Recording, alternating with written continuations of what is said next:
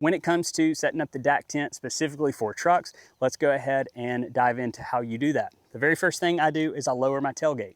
I will gather up the tent and then I will take the top of it and I'll extend it out to about right here over, and I'll drop the bungee cords. You can see you have these bungee cords. I go ahead and I pull this back to about midway in my window here, and I just loop it around and hook it back to itself here at the mirror. For the Ford Maverick with the large tent, what I personally do is I run it underneath the bumper. Be sure that it's not touching your exhaust if you do that, but for me, I have enough clearance, and the way that I run it underneath there, and then the bungee cord is gonna come very long. You're gonna need to tie a knot in it and shorten it up to create tension.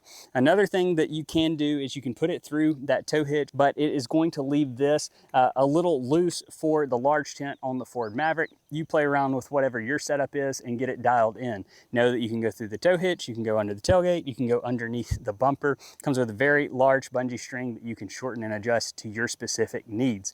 Let God revive your life through the outdoors, and remember, you too can make an impact right where you're at. Subscribe for more.